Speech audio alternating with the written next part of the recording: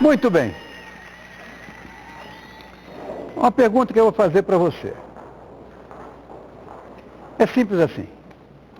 Quando você vai na perfumaria, procura um shampoo que combine com o seu tipo de cabelo.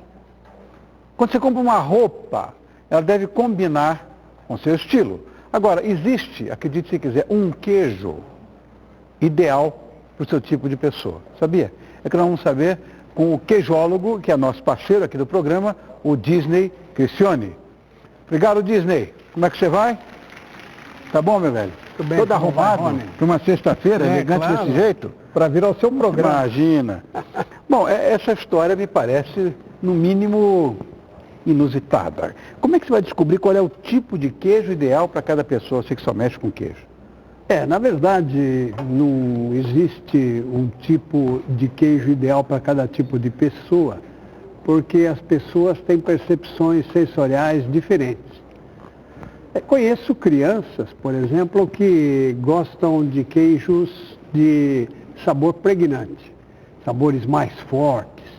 E conheço adultos que têm dificuldade em aceitar queijos, por exemplo, ácidos.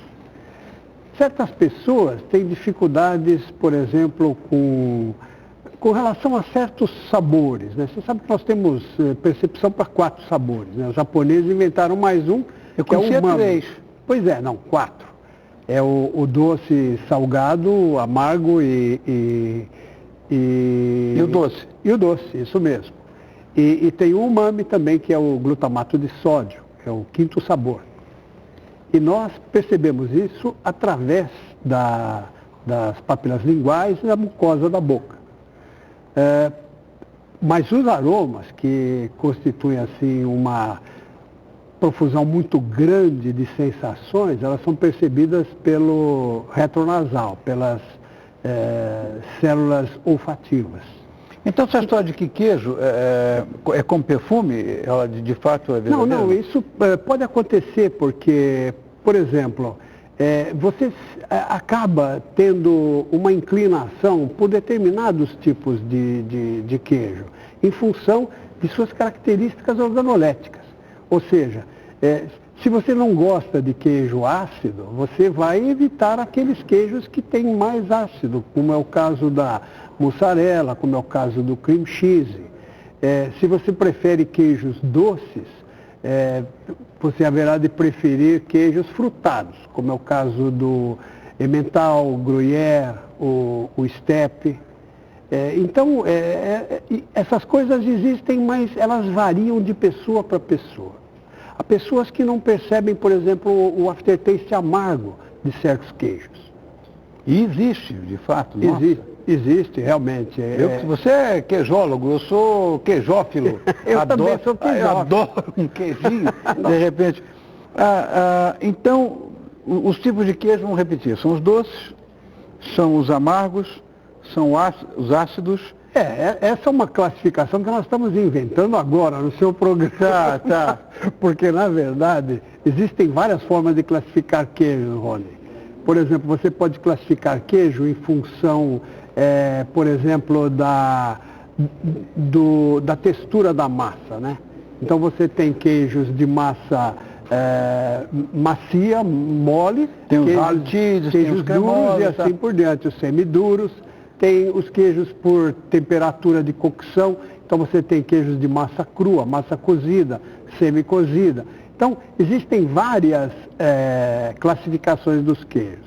Nós estamos falando aqui de queijos doces, que são os frutados, apenas a título mais prático para explicar bem para o consumidor e para você, né? Mas você, me perdoe, você é um grande connoisseur, né? Não sou, eu só Claro gosto de comer. Você está falando, eu jamais poderia imaginar que um Emmental, que um Gruyère fosse um queijo doce. E agora você para e pensa, de fato, em relação, sei lá, um pecorino lá do sul da Itália, ele é doce mesmo, né? Justamente. O outro é tão salgado. Porque o pecorino é um queijo de salgalonga. Porque de salgalonga? O problema é o seguinte, do ponto de vista de textura, Sim. os queijos de massa mais dura. É o hard cheese, como é o caso que dele. tem aquela casca protetiva, espessa, e que ela prescinde de saco plástico, embalagens impermeáveis. Esses queijos, eles ficam em salga demorada. Então são chamados de queijos de salga longa. Salgas que demoram 11 dias, 22 dias, como é o caso do grana, por exemplo. O grana padano, por exemplo, é o queijo que eu tenho paixão. 20 dias, 22 dias de salga a 30% de concentração. A coisa bárbara, realmente. Existem os queijos, falou queijo de sabor forte, existem os queijos que eu gosto muito. Eu gosto de qualquer queijo. Mas, por exemplo, um Roquefort, ou mesmo a sua versão italiana. Sim. Pecorino? Não, tô falando do Roquefort. Sim, a gorgonzola. Que são queijos que têm um fungo dentro. Me disseram que esses queijos foram, quer dizer, a descoberta disso foi por acaso, numa caverna. Foi. Conta essa história. Não, na verdade... O gorgonzola é um blue cheese. É isso mesmo. Esse é um blue cheese. Blue cheese. E aí estão, quer dizer, o queijo azul. Isso aí que você está vendo, essas coisas azuis, são as flores do fungo. Penicillium roquefort.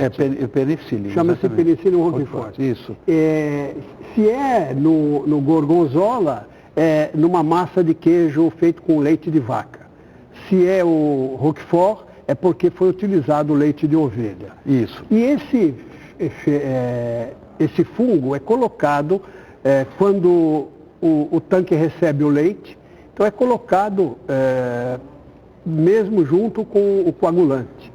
Então ele fica na massa do queijo. E para ele florescer, é preciso que esse queijo, depois de 11 dias de secagem, na câmara de secagem, ele seja perfurado por agulhas de aço.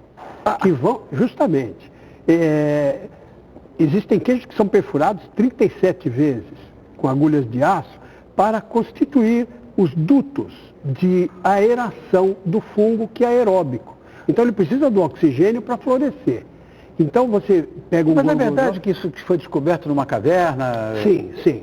Na verdade, isso foi lá atrás, nas cavernas de Roquefort.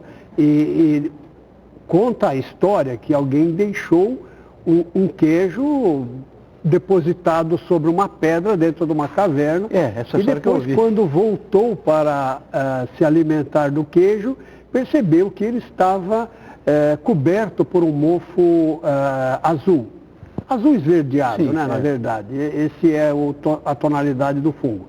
E ele, provavelmente com muita fome, degustou da mesma forma e percebeu que o queijo tinha um aroma sensacional. Sem dúvida. É um dos queijos mais aromáticos, né? Eu gosto muito. Apesar do que, veja só como é diferente o odor.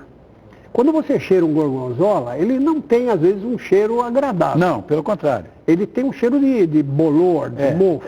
Mas quando você degusta, todo o aroma do queijo explode na sua boca numa sensação maravilhosa. Outro queijo que eu tenho paixão, por exemplo, que é o brie, também é coberto com a camada de penicilina. Mas aí é um outro tipo de penicillium, é o Penicillium candidum, ou Penicillium album. O Penicillium album. Esse penicillium é colocado depois que o queijo está seco, nas câmaras de secagem, e eles são colocados sobre grades de aço inoxidável, porque eles precisam ser banhados.